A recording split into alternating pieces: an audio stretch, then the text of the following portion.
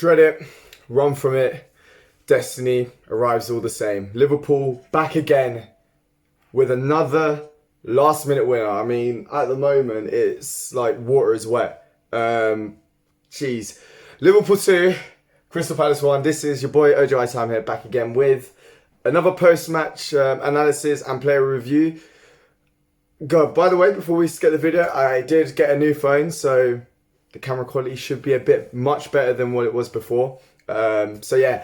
Anyway, we start off. I think we should actually start off with that her first half.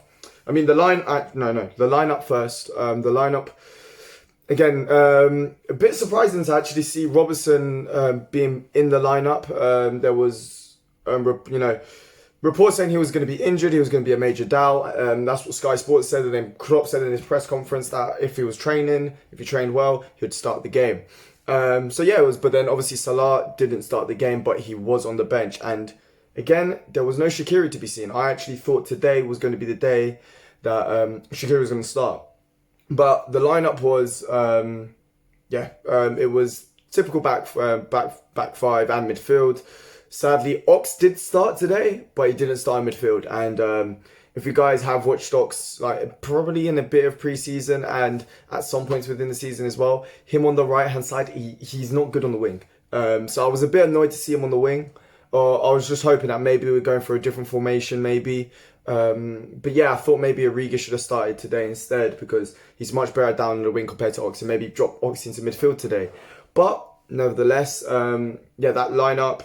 I still don't know what's happening to Shaqiri. I thought he was coming back from fitness, but he's nowhere to be seen at the moment. And I thought today would have been a good chance for him to actually start, but apparently not. So we get into the game, and the first half, not gonna lie, the first 5 minutes gave me I was quite confident, but before the match I was not confident whatsoever. I'm in a group chat with my friends, and I put a prediction down as 3-1 Liverpool, but that was what my heart was saying, but my mind was saying 1-1. Like, it was screaming 1-1 all over. And, I just didn't have a good feel about today. You know, we had a few players, coming back from injury from the international break, as it is. So I was a bit worried about how we were going to play today. And those worries came to fruition in that first half. First half was awful. Absolutely awful. Midfield, non-existent. Trent, honestly, he's by far his worst performance. I mean, it was Liverpool's worst performance, first half performance this season by far. But Trent got caught out so many times today defensively. Offensively, it was all right, but to be fair, there wasn't much offensively. Midfield, didn't really notice him today. Didn't notice him midfield. I didn't think they did too well. To be fair though, I thought in the first half, Lovren and Van Dijk played well. And Robertson was alright. But Lovren and Van Dijk I thought played very well. But then there was a lot of times when, especially on Trent's side, there was so many times when, there will be a free marker or whatever. And it was quite evident when the first chance that actually happened was I think it was a cross from Cheku Kuyate. And Ayew was in so much space and he managed to drag it wide, but not good whatsoever. It was awful. Nobody was tracking their runner. Not good whatsoever. And then this half was just boring. It was so boring. It was such a bad half of football. I don't even think Liverpool actually recorded a shot on target. And there was a stat that one of my friends showed me. I think it was from Squawker Football. That I'm guessing Opta did it. But that I think Andros Townsend took more take-ons than the whole of the Liverpool team in the first half. And I don't know if take-ons count two players at one time, because that's the only take-on I can actually think of when Mane does a brilliant turn in the first 5 minutes, and that gave me a bit of confidence. But overall, I didn't think the first half was good whatsoever. And then just before half-time, Crystal Palace get a free kick on the left-hand side. I believe it was from a push from Trent onto Zaha. And then they get the free kick. It gets played near post, and again, Trent can't head it out clear, and it ends up going back post into James Tompkins, I believe. It was, awful. 1-0 just before half time. And then some weird reason, I was looking at the line, I was thinking maybe it's offside. Like, I was just hoping. Hopefully it's offside. Hopefully, the goal is wrongfully disallowed. And so it was. I thought it was offside. Looked at the replay. I was like, nah, this ain't offside. And then the next thing you know, you go to the replay. I didn't have English commentary, so I didn't really have that much of an idea of what was going on. But when I saw just the referee just with his finger in his ear, and I was just like, okay, what's happened? And I was so confused there for a few seconds. But there ended up being a push on Dejan Lovren. And, if I was a Palace fan, I'd be absolutely fuming. To be fair, it is a foul. By the rule, the rules of the game, is a foul. The only thing that I'm just like, at the same token, if I was, being devil's advocate, I mean, I can try and be as unbiased as possible, but as you can see, he wasn't really, it wasn't like Trent got pushed or something like that, but it was a foul at the end of the day. I'm happy for it, if I'm being completely honest with you. It was a foul, but if you're a Palace fan, you must feel like really hard done by with that. Could have gone 1-0 at half time, would have been brilliant. But yeah, it was. But apart from that, Palace had a few chances. As I said, that Jordan Ayew chance was probably the biggest chance of the game. But yeah, Liverpool on the other hand, they were absolutely horrendous in that first half. And it had one of honestly, like looking back at that first half, it kind of just reminded me of that. The first years under Klopp where we wouldn't do anything. It would just be a stalemate, and that's what it felt like. And even sometimes it felt like Palace were just pegging us back, which I don't want to ever see that again. But yeah, it was just not good. I did think that, if only we had, not even Salah today, but if we had like a Shaqiri instead of Ox out wide, it would have been much better. Maybe even putting Ox into midfield, because I didn't think any of the midfielders played a good game today, really. That's maybe me being really harsh. But yeah, and then going into the second half, we definitely started much better. I mean, to be honest, we couldn't have got any worse. If we did, then we should have got relegated. But yeah, we were much better. I mean, we were much better. And early on, about probably 50th or so minute, we managed to get a goal. I think it's all started from the right-hand side. I think it was a header maybe from like Gini Wijnaldum that gets played into Firmino. Then Firmino gets the ball. He starts driving, plays it into Robertson. And Robertson does a first-time cross, which when I first watched it, I was like, that's such a bad cross from Robbo. But then the Crystal Palace defence wasn't able to get to it. Maybe it was because it was so unorthodox. It was such an unorthodox cross. They couldn't get to it. And then, Mane gets the ball, touches it down, does a little swivel, and then there was 3 lucky scenarios in that 3 or 4. The cross from Robbo, and then Mane does a little swivel, great, and then the shot was deflected, and then I think it's Guaita tries to get a hand on it, tries to push it past the post. And then as it hits the post, as he pushes it, it hits the inside of the post. Then once he hits the inside of the post, goes over to the next side. You see Van Arnold trying his best to get on it, but the ball's already crossed the line. He ends up kicking it in. And 1-0, I mean, very lucky, but at the same token, you've got to make your own luck, As much as it's now a cliche with Liverpool now, because Lord knows how many times we've done it.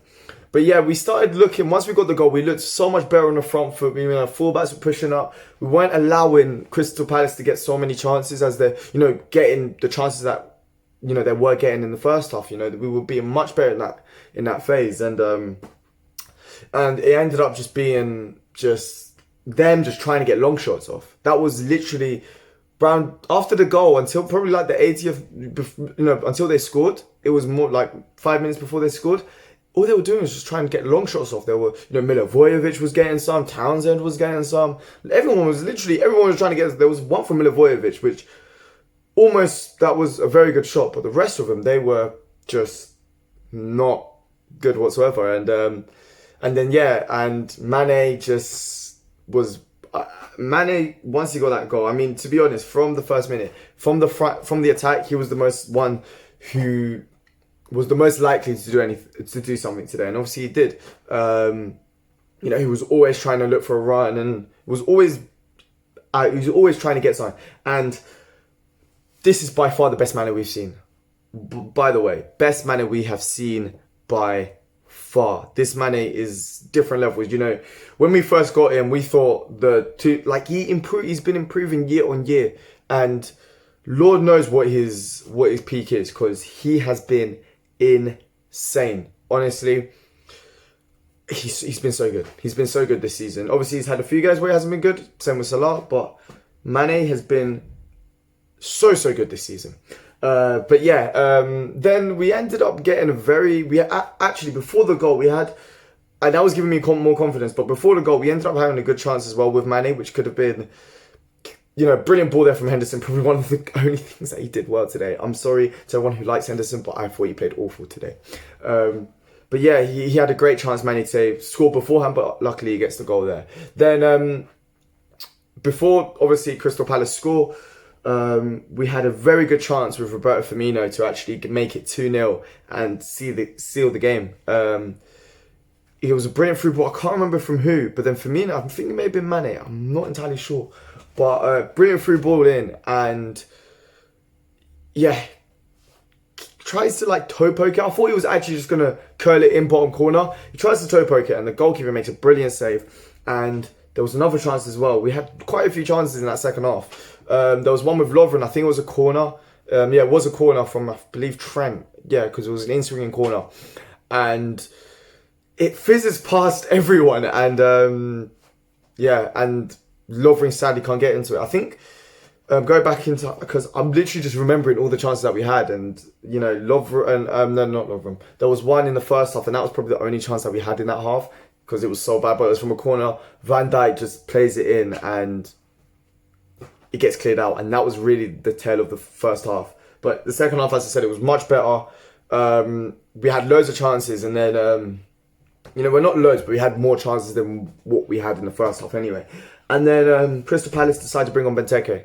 And, boy, he actually played well today. I'm not even going to lie to you. We've seen Benteke first year at Crystal Palace, very good. Since then, he's been rubbish. And today, he seemed like he was like a man on a mission. He was like, I'm playing against my former team, and he played well. He played well for them. There was one moment when it was a cross from the right hand side. I think it was a brilliant ball. I think from Zaha, get played in. Robertson tries to get a header into it. It goes in. I think maybe Milivojevic was on the right hand side. He crosses it in, and then I see the ball lifted, and I know Christian Benteke wasn't going to get a header, and I saw him get his back leg. You know when you get that stance of that bicycle kick. When I tell you I was getting like memories of when he scored that bicycle kick against United, and I was like, please don't do this to us. Luckily, that went wide, and yeah, oh my God. And, you know, luckily it went wide, but that wasn't the last of it. Who would have thought that Trent would have been caught out? You'd see, it was around the 80th minute, Trent will get caught out on that right-hand side, and Christian Benteke was down that wing, yeah? With Lovren one-on-one, gets past Lovren, and then our defence, if you look at that goal again, there's about 8 people in that box, and yeah, 8 people in the box, and the ball goes to Zaha. I think, yeah, the ball goes to Zaha, you know, after a few bit of link-up play with Andros Townsend and Benteke, and Zaha makes it look so easy. He made it look so easy. He brilliantly gets past Andy Robertson and is given so much space to just slow it in. Alisson can't do much, but defensively, I could argue it all started with Trent, because obviously Trent gets caught out, and that forces everybody just to shift over. But at the same time, the midfield could have done better today with, you know, the transitions and stuff like that, because normally the reason why Trent and Robertson can go up is because the midfielders are there to cover for them. But I just felt like today the midfield was not good. But that is no excuse for Trent, because he did not play well today. I didn't think anyway. But yeah, 1-1. And my initial thoughts for the game, like, you know, what I thought before the game, looked like it was going to happen. I thought, oh God. Like, normally when Liverpool you guys have seen me talk about it many times. When Liverpool, concede or whatever, I'm like, yeah, it's fine. We're going to get a goal. But today, maybe it's because of the international break. Maybe because I've missed Liverpool so much. Because I haven't watched them. It feels like forever since I've watched them. I just didn't feel like they were going to score today. I didn't feel like they would. But once again, they're proving everyone wrong. And corner from the left-hand side, Van Dijk gets a volley off. And then the ball gets poorly cleared from, I think Mane tries to get a shot off. He's calling handball. And then the ball gets badly cleared. And then Firmino just goes in out of nowhere and just puts it into the bottom left-hand corner. I'm watching it, absolutely going mental. It was crazy. And again, Divock Origi, I'm just saying it now. Divock Origi has to have a clause in his contract that he has to play from the 70th to 90th minute. Has to. Because I'm telling you now, I can't remember the last time we scored a last minute winner without Divock Origi on the pitch. I know it had nothing to do with the goal and didn't really do anything. He was down for a bit and that got me really scared. But there has to be a correlation here. It's insane. Every single time, Aston Villa, guess who was on the pitch? Divock Origi. What other one? Leicester, Divock Origi. Man United, Divock Origi. Yeah, I think Divock Origi was there. I'm telling you, every single time there was a last minute goal, Divock Origi's on the pitch. And especially for a winner. He's always there for the winners. But again, this is, we ended up, bringing on Joe Gomez to solidify, put Trent a bit further up. And there was one last chance, there was 5 minutes to stoppage time and I was absolutely hating it because I still thought we could draw. Like, I was having 3 years ago Liverpool vibes right now. And there was a brilliant chance. I think it was offside though. But Zaha found himself in a million yards of space after a brilliant through ball over the top through ball. And had so much time to just compose himself, get the finish off, and he managed to blaze over the bar. I wasn't sure if it was offside, but it looked offside in my opinion. But so we kind of got let off there. And then there was a chance in the last minute. And as I said, because I put in the group chat 3-1 prediction, I was like, damn it. Because Mane gets the ball, plays it off to Gini Wijnaldum. He had Firmino on the left, I'm pretty sure. Lays it off to Gini Wijnaldum. No, he didn't have Firmino, sorry. He had Origi, I think. Origi on the left and then Gini on the right. And he lays it off into Gini. And Gini was just so rash with that shot. Yeah, and I was like, for God's sake, my prediction wasn't right. But apart from that, Liverpool get a win. And for the Premier League, I mean, I don't know what the time is now, but the City game should be starting soon. And if City lose this game or draw, boy, it's going to be difficult for them. It's going to be difficult. Chelsea, it's good because obviously Leicester got a win today, even though I don't see them, sustaining this. Again, we're still keeping the maximum lead that we can at the moment. Getting these wins, no matter the result, it's very United, as I said so many times, it's very United like with Sir Alex Ferguson. We're just getting these wins, and that's it, It's just seeming like we're just I don't know how to describe it, but like a massive manufacturing company where we're just churning out wins. We may not be playing well, we might not be delivering it, but we're just churning out the wins. And that's what it seems like right now. We could be mundane, we could be brilliant, we're still going to get the wins. And that is how it feels like right now with Liverpool. But I'm not complaining because I am hoping that we can win the league. And hopefully today, come on Chelsea. Chelsea, I do like your team now. This is probably the most likeable team that you've had. I'm not even going to lie to you. So please, can you do us a favour? And do yourselves a favour. And get points off City. Whether it's 1 or 3. Just get points off him, please. I beg of you. But yeah, going on to player ratings. Alisson, I mean, he couldn't do much for the goal. Good presence in 7 out of 10. I mean, he didn't really have much to do. I think, okay, Lovren, 0 to 80, I'd actually say 9 out of 10. But then you can't get past the Christian Benteke, bro. You can't let that happen. So I'm sorry, gonna put you as an A. Van Dijk was very good. There was actually one chance where he just, Jordan Ayew couldn't get a sniff, and he was scared of him. There was one time when Zaha gives in a brilliant ball, and Van Dijk doesn't even touch him, and he lets it go out for a throw-in. He literally, instead of shooting in goal, he lets it go out for a throw-in. So Van Dijk, 9 out of 10, brilliant. Trent, by far the worst game you've played this season. I love you, Trent. You're for me, England's best right back, if top 2 right backs in the world right now. But today you were poor, bro. You were offensively, you were all right. Defensively though, not your finest hour. So yeah, I'm gonna say I like Trent, but I'm gonna say 5.5. Honestly, he was not good today. Robertson was good. He was always driving. There was one time when he gave the ball away, carelessly in the first half, but first half was just bad anyway. But yes, I'm going to say 8 out of 10 for him. He obviously got an assist, even though it was very unorthodox, but he did manage to get an assist nevertheless. Fabinho, okay, I don't know what's... Fabinho, he was always looking for the ball over the top. He did get a yellow card, which means that he does miss the Brighton game, but to be fair, it was going to happen at one point. So, hey, what can we say? Hopefully, though, I'm just going off on a tangent, hopefully Black Excellence midfield comes in. Genie in the DM, Ox and KR. That's what I'm hoping for.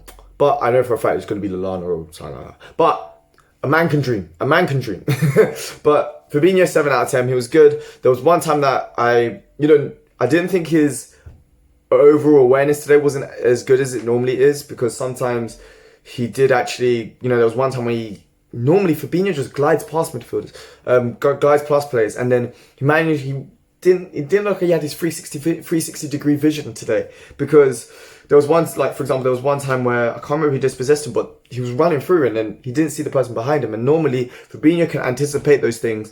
And as I said, it wasn't his best game, but he still played well. Now, regarding Genie and Hendo, bro, they were not good today. I did not think they were good whatsoever. I'm going to go same 5.5, honestly. I think there was only one good thing that I remember Henderson doing was that pass into Mane. But I didn't think he played well. Maybe you guys might disagree with me, that's fine, but I didn't think the midfield played well today. Especially in that first half, the attack wasn't able to do much. Fullbacks as well, but also the midfield, they weren't able to do much. But that's where I think Ox or Kate should have been in that midfield today. But yeah, that's just my opinion.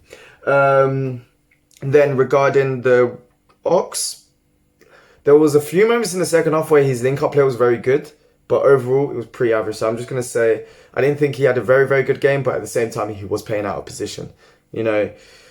His position's a midfielder, so I can't really give him that bad of the grade. So I'm going to give him a 7 again. He was all right, playing out of position, can't really complain. Mane, I'm going to give him 9 out of 10 as well. I thought he played very, very well. One of my contenders for man of the match, I thought he was always an option, he was always a threat. Going forward, even when we weren't playing so well, he was always exciting and he was brilliant. And he obviously got the goal as well. Then Firmino, you know what? Firmino, by the way, is one of my favourite Liverpool players, if not my favourite. But today he was not good. He was obviously he scored, but I'm going to give him an 8 because he scored, but I didn't think he was as good as he normally is. But yeah, managed to get the goal, so I'm absolutely loving that. Regarding the subs, Joe Gomez, 6 out of 10. There was one time when he got caught on the right hand side, but nothing happened of it, so that's fine. Then Origi, 10 out of 10, because you already know my theory. If we bring on Origi 75th to 90th minute, we're scoring a last minute winner. So just because of that, Origi gets a 10 out of 10. And then James Milner, again, was it James? Yeah, it was James Milner for Henderson. We didn't really control because we conceded. But, again, 6 out of 10. Nothing spectacular. But yeah, hopefully though, City can just drop a few points today. And we can, what is that? Is it we're like 11 points ahead or something like that? I believe we're 11 points ahead. Let's increase it to 13, please. At the moment we're 14. If we can keep it that way, that would be brilliant. But yeah, I'm happy with it. Liverpool, if you have a heart attack, I completely understand. This team is, as so many times, mentality giants, and we are still somehow have only drawn one game and won the rest. And honestly, we didn't play well today. We managed to get the win. We're still top of the league. We still got the same points difference. Could be more. Let's just get into the Champions League games against is it Salzburg? We're playing Salzburg next, I believe. Hopefully we can get a win in that, and just, this team is going to give me a heart attack. It's your boy Ojo Waisame. If you guys did like this video, please make sure to smash that like button. Also, subscribe to this channel. I'm obviously doing FIFA videos. I'm going to be doing FUT Champs later on today probably. And Liverpool playing a load of games. I mean, for crying out loud, in December they're playing 2 games in 24 hours. So best believe I'm going to be doing post-match reviews on all of those games. So yeah, make sure you put your post notifications on. I'll try and upload these videos as soon as the game is finished. So yeah, it's your boy Dwight Sam here, and I hope you guys have a very nice day.